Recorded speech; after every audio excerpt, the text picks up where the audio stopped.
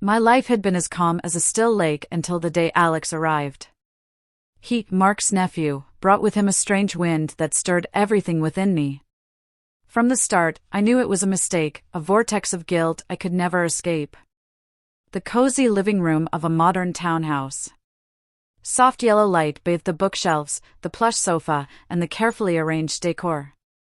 I sat quietly on the soft sofa, a book in my hands, though my eyes had long stopped focusing on its pages.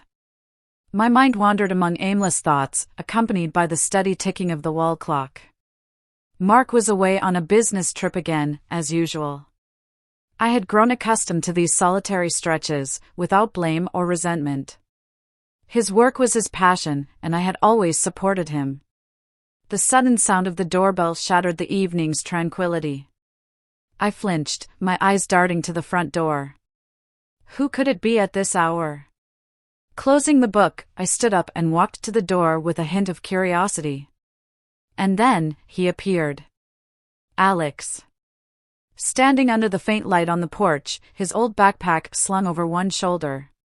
He was taller than I remembered, his black hair slightly tousled, his bright eyes tinged with hesitation. A shy smile played on his lips, making him look both youthful and, somehow, captivating. "Hello, Aunt Laura," he said, his voice deeper and warmer than I had expected. "I'm here, just as Uncle Mark instructed." I blinked, taking a few seconds to process. There was a strange feeling stirring inside me, not shock or discomfort, but something vague and unnamed. Perhaps it was simply the oddity of having a young man appear in this house so used to quiet solitude. "Come in, Alex," I said, trying to keep my tone even. "Have you eaten yet? Let me prepare something for you." He stepped inside, bringing with him a faint chill from the evening air. I closed the door behind him, trying to steady myself. After all, this was just Alex, Mark's nephew. And yet, why did I feel something both unfamiliar and strangely familiar about him? The dining table glowed warmly under the soft yellow light. A laptop rested on the table, with a video call to Mark in progress.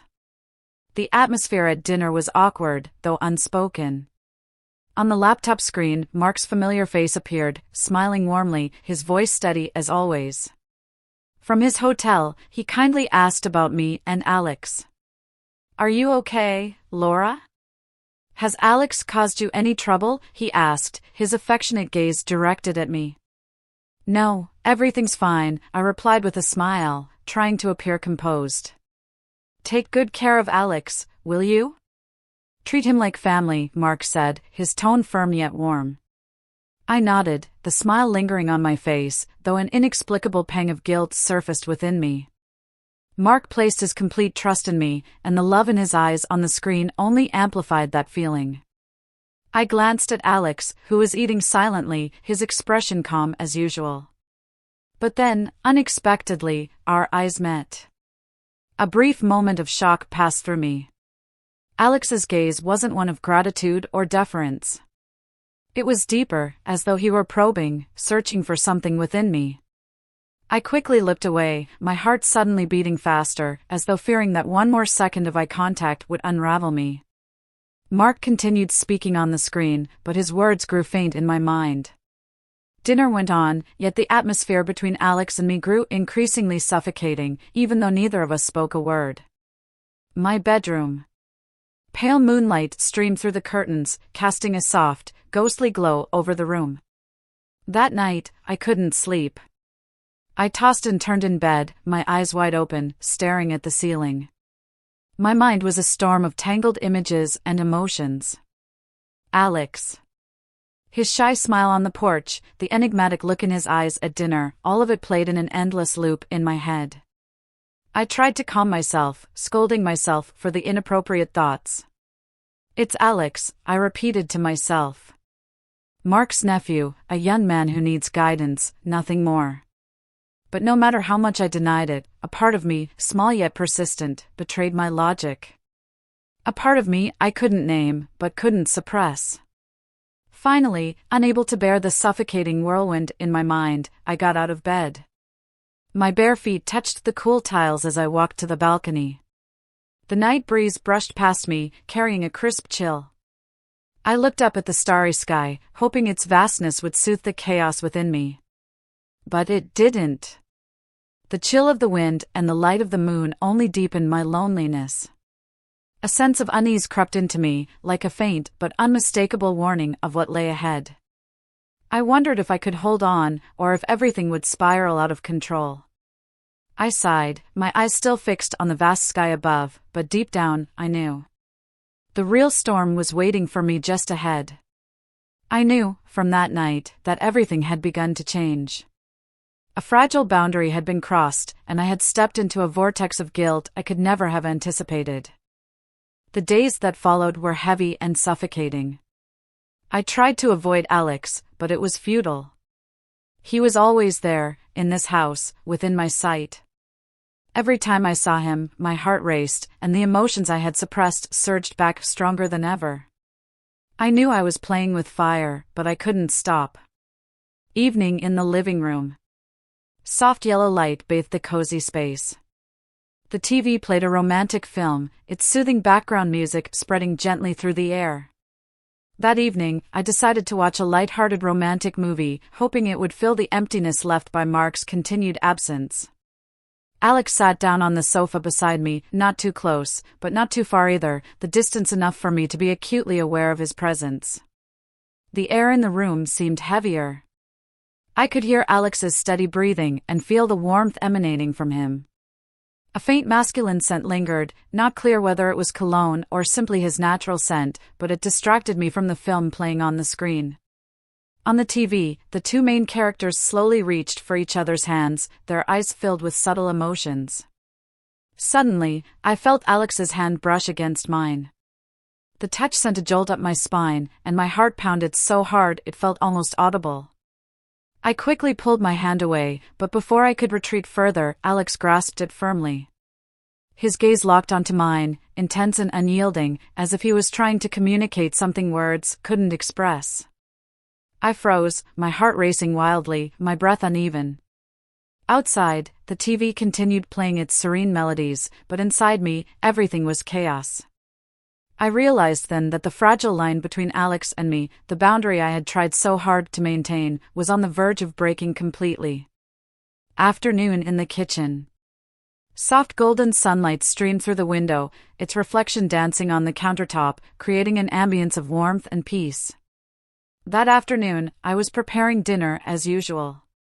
The quiet was only broken by the faint sound of a knife slicing through vegetables and the occasional clatter of pots and pans. Alex came downstairs to grab a glass of water but unexpectedly offered to help. I hesitated, then agreed, trying to keep an appropriate distance. I handed Alex a knife and asked him to chop some tomatoes.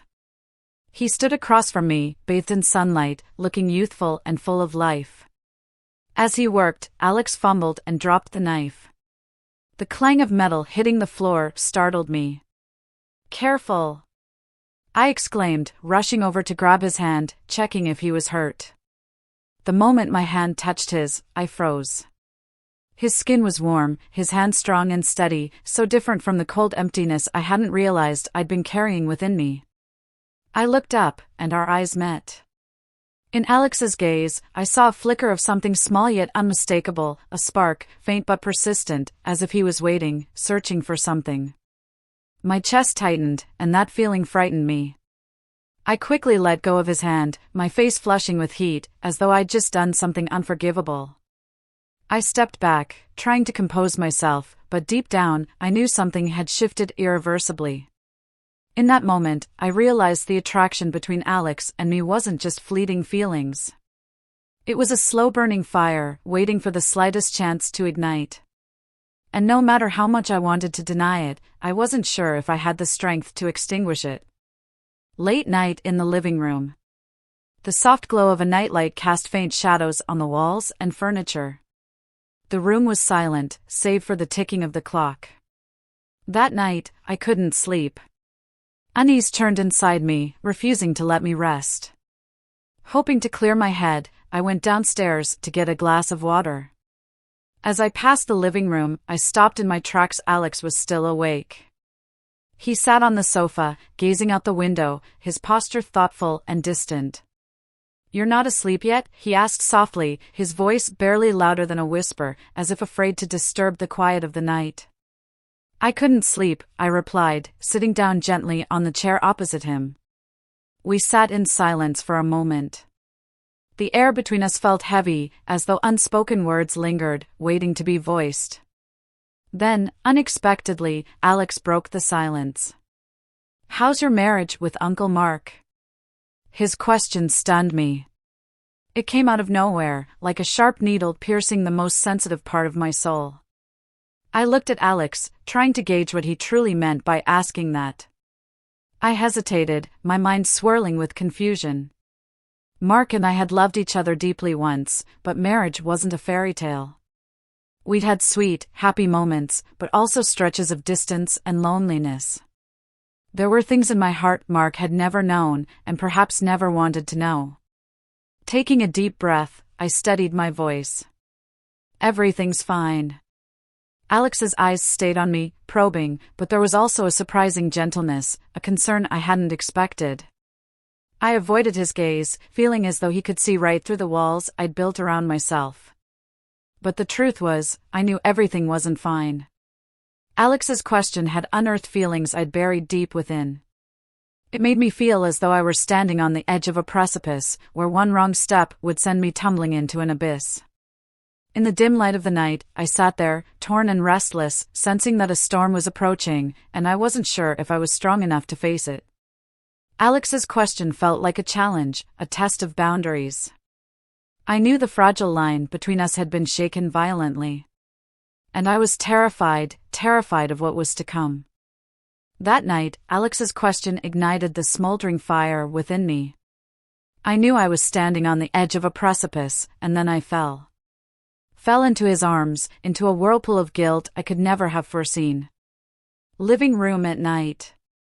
The faint light of a night lamp cast soft shadows on the walls, blurring the outlines of the furniture. The silence was so profound that the ticking of the clock and the soft breathing of two people filled the space. After Alex's question, the space between us descended into a heavy silence. I didn't know what else to say, it felt as though words had lost their meaning.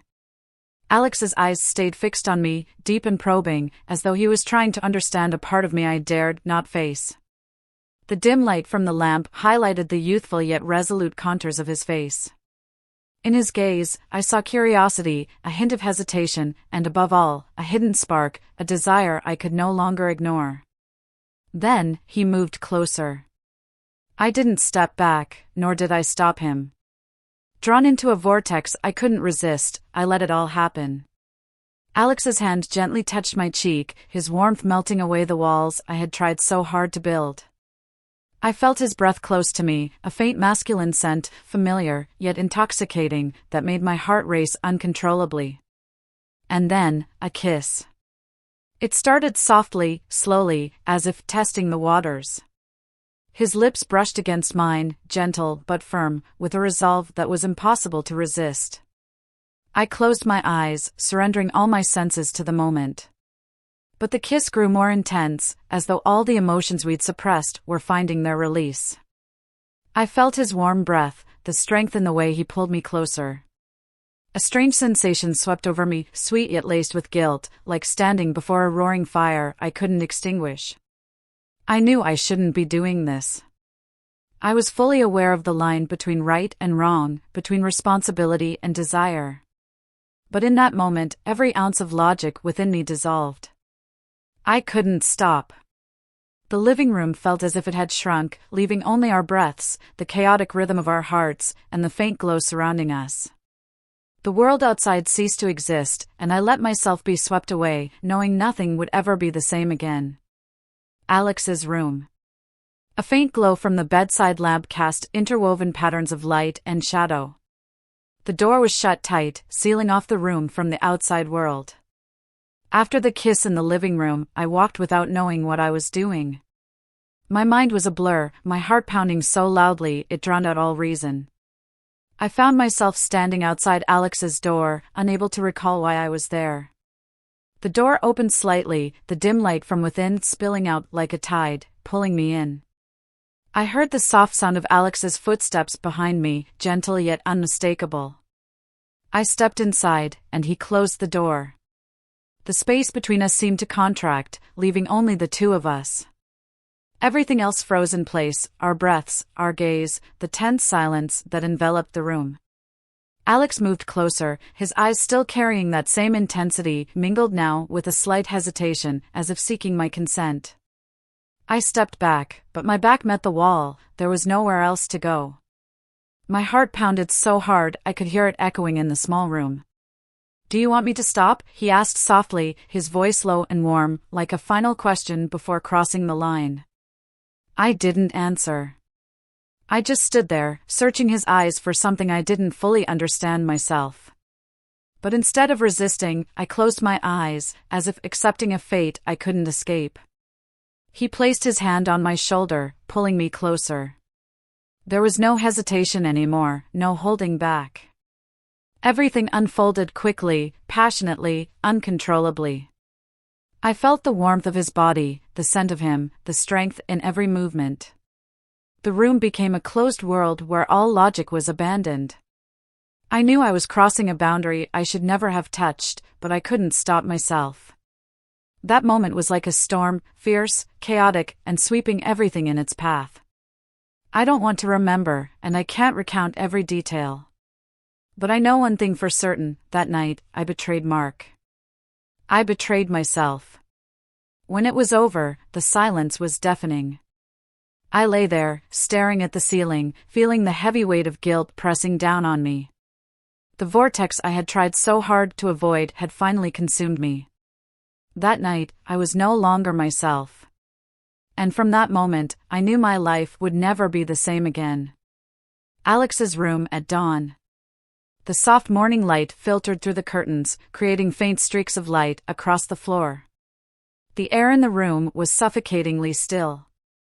I woke up to the gentle light of morning seeping through the window, but instead of bringing warmth, it only added to my confusion and disarray. I lay there, feeling every beat of my heart, every heavy breath. Turning to my side, I saw Alex still asleep. His face was serene, peaceful, as though he carried no burden in the world. His slightly parted lips, the tousled hair on his forehead, it all painted an image of innocence. But I was not innocent. I lay there, staring at him, my mind overwhelmed with guilt, shame, and fear. My heart twisted painfully as questions rang like an alarm in my head. What have I done? How did I let this go so far? I quietly sat up, trying not to wake him. Every movement felt heavy. I reached for my clothes, piece by piece, dressing in silence that felt unbearably loud. When I stood at the door, my hand on the handle, I hesitated. Part of me wanted to turn back, to look at him one last time. But I couldn't. I didn't dare. I knew that from this moment on, nothing could ever return to how it had been. I opened the door and stepped out, each step feeling like it drained the life from me. The door clicked shut behind me, but the weight of the night before clung to every breath I took. We're no longer just aunt and nephew, I told myself, a chill running through my body. Between Alex and me now lay a secret, a guilty secret I didn't know how to conceal, didn't know how to face. The morning light flooded the house, but to me, it only illuminated what I wanted to hide. I walked into my room, shut the door tightly, and sank onto the bed. My heart felt hollow, yet my mind was filled with vivid images of the night before, like a wound that refused to heal. I knew from this morning onward, my life had taken a turn I could never undo. I had lost myself in this spiral of guilt. I didn't know what the future would hold, but one thing was certain, I would have to pay the price for what I had done. After that fateful night, my life turned to a new page, one filled with secrets and constant anxiety. Alex and I lived under the same roof, but between us lay an invisible chasm, a heavy secret pressing down on us both.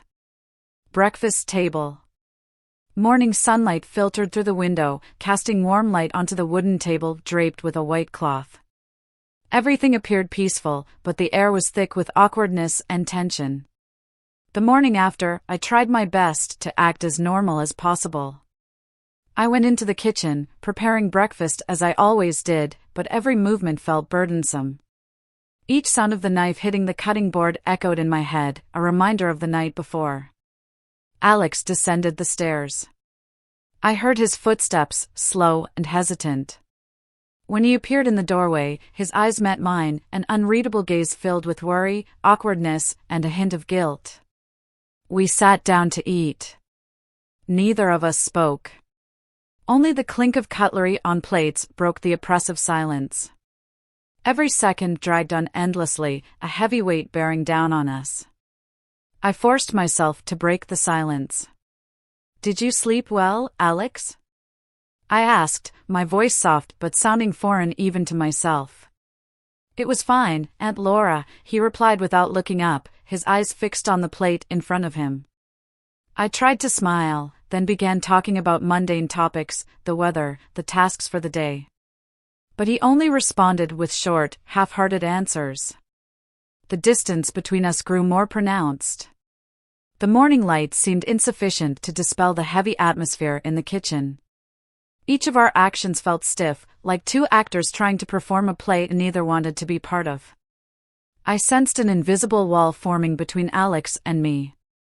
It was opaque, both close and distant, familiar yet painful. I didn't know how to tear it down, or if I even should try. We finished breakfast in silence, both pretending the other didn't exist. But I knew that from this moment on, the awkwardness would become a permanent feature of our lives, a mark that couldn't be erased from that fateful night. Living room in a quiet afternoon. Laura sat on the sofa, sunlight streaming softly through the curtains, casting a calm yet suffocating ambience. The phone on the table suddenly rang, breaking the silence. I was sitting in the living room, trying to focus on the book in my hands. But every word blurred into vague images, slipping through my mind without leaving a trace. My thoughts were still consumed by the chaos of the previous night, by Alex, and by my own conflicted feelings. Suddenly, the sound of the phone ringing jolted me out of my reverie. My heart skipped a beat. I set the book down and reached for the phone. "Hi, honey, it's me," Mark's warm, cheerful voice came through the line, as if he had just received wonderful news. "Hi," I replied, struggling to keep my voice steady as my palms grew clammy. "I've got a surprise for you," Mark said, his tone filled with excitement. "I'll be coming home earlier than planned. I'll be back tomorrow evening." For a moment, it felt like my heart had stopped. His words hit me like a punch to the chest. Panic surged through my entire body. I forced myself to stay calm, pressing my lips together to suppress my emotions, and replied in the lightest tone I could muster, "Really? That's wonderful. I can't wait." Mark laughed heartily, talking about his work and plans for when he got back, but I barely heard him. My mind was spinning with one single question: how am I supposed to face him? I had betrayed him. I had deceived the man I once loved and trusted the most. How could I look him in the eye, pretending everything was fine, while carrying the weight of my guilt? The call ended, and I set the phone down, feeling as though all the strength had drained from my body. I leaned back, staring at the ceiling, my chest tight with fear and unease. I knew Mark's return wouldn't just be a simple joyous reunion. It would be a monumental challenge, forcing me into a situation I could no longer avoid. And I knew that from this moment, everything was about to become far more complicated. Front door at night. The warm glow of the porch light illuminated the area, casting soft shadows. Mark's car pulled into the driveway, breaking the quiet of the evening. Mark returned on a tranquil evening, but my heart was in turmoil. The sound of the car engine dying signaled his arrival, and I stood at the door with Alex, struggling to suppress the storm of emotions within me. The car door opened, and Mark stepped out with a radiant smile. He approached me, arms wide open, enveloping me in a warm embrace as though we had been apart for an eternity. I felt his warmth, the strength of his arms, the sincerity of his kiss. I tried to respond, but the guilt in my heart made my smile feel frozen. My eyes instinctively flicked toward Alex, and I caught his gaze, deep, unreadable, calm yet filled with subtle implications. "Laura, are you okay?" Mark asked, his familiar, steady voice bringing me back to the present. I'm fine, I nodded, forcing a natural expression. Mark turned to Alex, patting him lightly on the shoulder.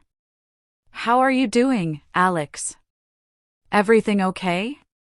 Yes, Uncle Mark, Alex replied, his tone calm, but I could sense the underlying tension behind his words. As he spoke, his eyes briefly darted toward me, as though gauging my reaction. I struggled to act normal, but it felt like Mark was scrutinizing my every move, every word.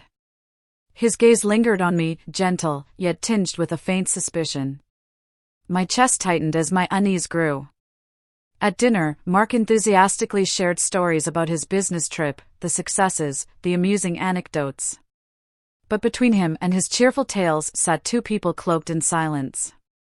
I forced myself to listen, nodding and smiling when appropriate, but the tension in my heart made every minute feel unbearable.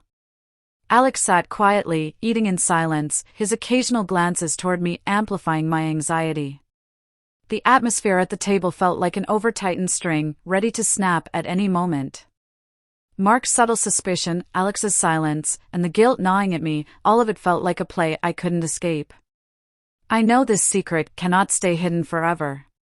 One day, the truth will come to light. And I am terrified of that day, the day when everything will come crashing down. The days that followed were steeped in unbearable tension. Alex and I tried to keep the secret, but every glance, every subtle gesture from Mark filled me with dread. I knew the truth couldn't stay hidden forever. And then, the day came, the day when everything fell apart. Dinner table. The warm glow of the chandelier lit the scene, creating an illusion of coziness. The sound of cutlery scraping plates echoed in the stifling silence. Dinner became a torment for me. Sitting between Mark and Alex, I felt trapped between two opposing forces. Mark, as always, treated me with kindness. He chatted lightly, asking about my day, about small, trivial things. But I could sense it, his eyes, his demeanor, they were different. Mark no longer looked at me with the same love and trust as before. Each time he paused, his gaze lingered on me, silent, searching, but laden with suspicion. His eyes didn't outright accuse, but they seemed to probe, seeking answers in my every move, in my smallest reactions.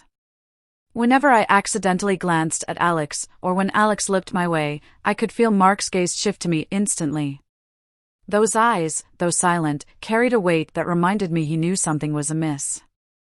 I tried to act normal, smiling and speaking when necessary, keeping my actions as natural as possible. But I knew Mark wasn't easily fooled. He was sharp, perceptive, and his growing suspicion loomed over me like a shadow, gradually closing in. Dinner ended, but the tension among the three of us remained thick in the air. I felt as though I was in a room filled with toxic gas, each passing second making it harder to breathe. Mark didn't say anything outright, but I could sense it clearly, his doubts were growing. They hung over me like a storm cloud, threatening to burst at any moment. I knew I couldn't deceive him much longer, and that knowledge made me increasingly uneasy, like a tightrope walker teetering over an abyss, one misstep away from falling. Mark's office, late afternoon. Light streamed through the window, casting an artificial warmth over the room. His desk was neat, a laptop open amidst organized papers. Mark's phone sat quietly, its screen suddenly lighting up, breaking the stillness. That afternoon, I entered Mark's office to fetch some documents he'd asked for. The familiar space felt unusually suffocating that day. As I searched the desk, a sudden light from Mark's phone caught my attention. I turned, my heart pounding when I saw the notification on the screen. Mark, I saw Laura and Alex at the cafe the other day. They seemed close. Did you know about this? I froze, my blood running cold. My hands trembled as I reached for the phone, unable to suppress my curiosity and dread. I opened the message thread and read every word.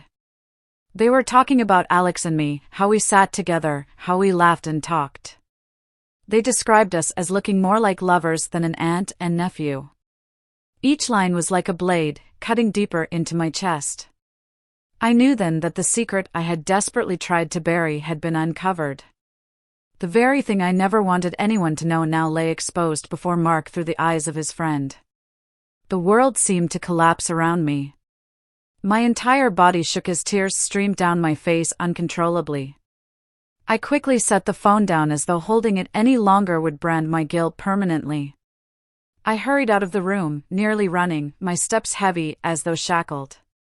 When the office door closed behind me, I slumped against the wall, tears falling relentlessly. I didn't know what to do, didn't know how to face Mark. All I knew was that the storm I had feared for so long had finally arrived. And this time, I had nowhere to hide. Living room at night. The faint yellow light illuminated the room, but it wasn't enough to dispel the coldness and tension hanging in the air. Mark stood in the center, facing Laura and Alex, both sitting silently with their heads bowed. That evening, Mark came home, his face grim. He didn't speak immediately, just stood there, his eyes moving between Alex and me. The oppressive atmosphere wrapped around us, tightening with each passing second. "I know everything," Mark said at last, his voice cold enough to make me shudder. He stepped forward, pulling out his phone and showing the screen to me. The messages from his friend were clear, each word a dagger cutting through me. I couldn't speak. The truth was laid bare, undeniable. I could only lower my head, tears streaming down my cheeks as my chest tightened painfully, making it hard to breathe. Alex sat on the chair opposite, frozen like a statue. His eyes briefly flicked toward me, filled with regret and sorrow, but he didn't say a word. Mark's gaze burned into me, his eyes filled with pain and disappointment. "Why, Laura? Why would you do this to me?" he asked, his voice trembling but steady. I opened my mouth to speak, but no words came out, only sobs. I'm sorry," I finally whispered, my voice breaking. "I don't know what to say. I'm just so sorry." Mark turned, his eyes now fixed on Alex. The fury in his gaze flared, barely contained. "And you?" Mark's voice rose, almost a shout. "I trusted you. I treated you like family. And this is how you repay me?" Alex lowered his head further, unable to meet Mark's eyes. I'm sorry," he said softly, his voice barely audible. "Sorry?" Mark laughed bitterly. "Do you think an apology can undo what you've done?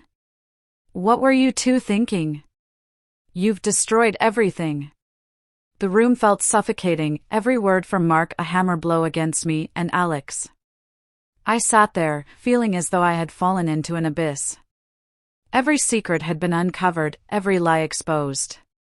There was nothing left to hide, no way to explain. Mark looked at us one last time, his eyes filled with pain, disappointment, and rage.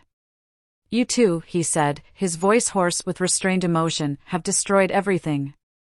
When he left the room, I could only collapse into the chair, tears streaming down my face. Alex remained silent, his head bowed. The living room now felt like the aftermath of a battlefield, silent and cold, bearing witness to the complete collapse of a family. I had lost everything.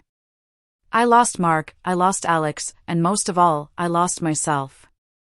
I didn't know how I would continue living with the weight of my guilt. After the night everything unraveled, my life was completely upended. I lost everything: Mark, the man I loved and betrayed, Alex, who drew me into a vortex of guilt and regret, and most importantly, I lost myself. I now lived in solitude, tormented by remorse and regret. Living room after a heated argument. The space was in disarray, cushions scattered across the floor, a chair overturned, shards of a shattered glass strewn about. The atmosphere was heavy, as if the room still held the echoes of shouting, sobbing, and lingering pain. The fight with Mark was unlike any we had ever had. His voice, filled with rage and heartbreak, echoed like knives cutting through me. "How could you do this to me?"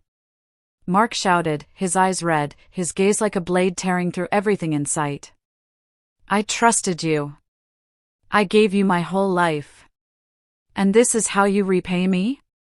I didn't answer, didn't justify myself, didn't try to explain. I simply stood there, my eyes stinging with tears, silently accepting every word as the punishment I knew I deserved. Everything we built, everything I sacrificed, you destroyed it all in one night, Mark said, his voice trembling, a mix of fury and utter despair. I felt my heart being crushed. But I said nothing. Because he was right. I had betrayed his trust, destroyed everything we had. Finally, Mark exhaled deeply, exhaustion etched across his face. I can't forgive you, Laura. I can't live with someone who has betrayed me. It felt as though the ground beneath me crumbled. But I didn't protest. How could I? I had ruined everything. I had no right to beg for forgiveness or a second chance.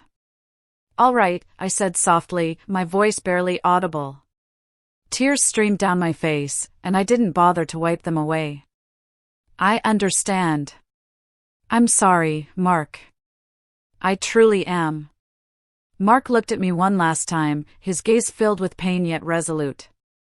We'll get a divorce. I have no other choice.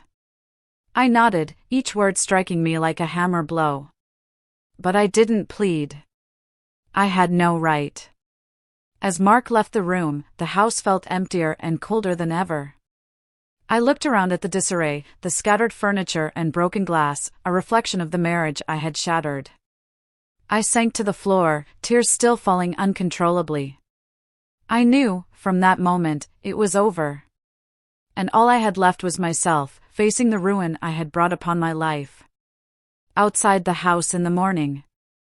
The sky was overcast, the wind rustling through the trees. Alex stood at the doorstep, one hand gripping his backpack, the other shoved into his pocket. A taxi idled at the curb. After the painful argument with Mark, the house sank into an unbearable silence. No words were exchanged between us. And then, Alex made his decision to leave. I stood by the door, watching as he slung his backpack over his shoulder.